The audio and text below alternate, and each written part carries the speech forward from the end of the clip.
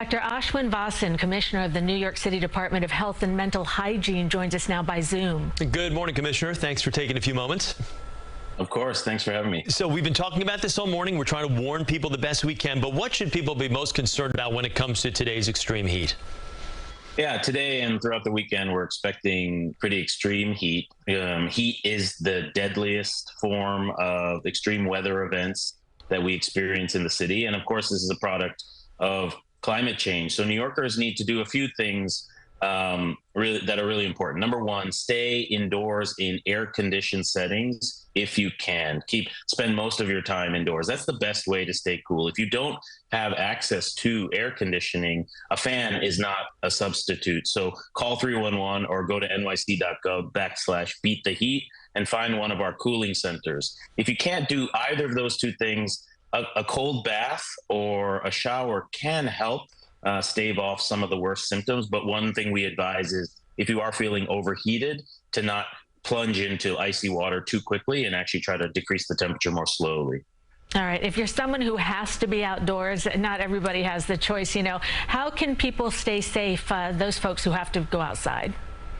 Absolutely. But we have so many essential workers and construction workers, people who have to be outside, our first responders. The important thing is to stay hydrated, stay hydrated, stay hydrated. Even if you're not feeling thirsty, keep drinking that water. If you are going to drink non-water beverages, restrict them to electrolyte beverages like sports drinks. Do not drink excessive amounts of caffeine and try to avoid alcohol, both of which can dehydrate you. We suggest that you avoid strenuous activities or limit the amount of time you're spending in the direct sunlight.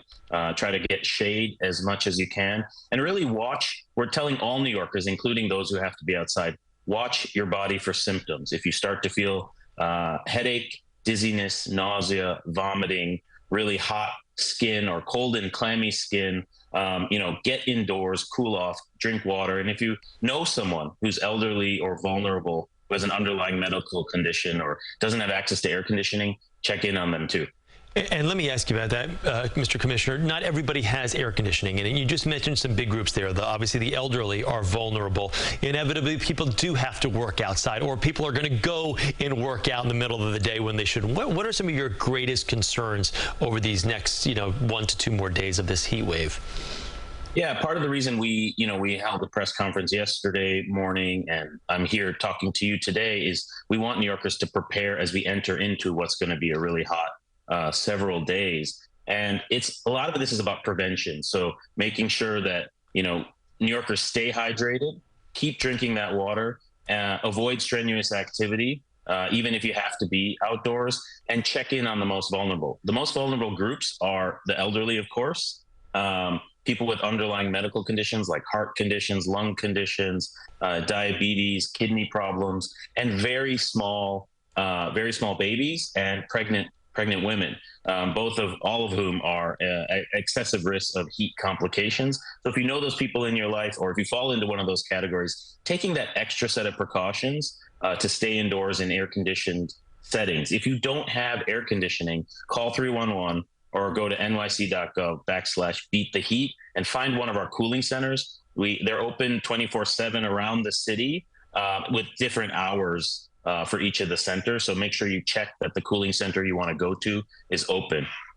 All right, Dr. Vasan, Commissioner of the New York City Department of Health and Mental Hygiene, thank you so much for being with us this morning.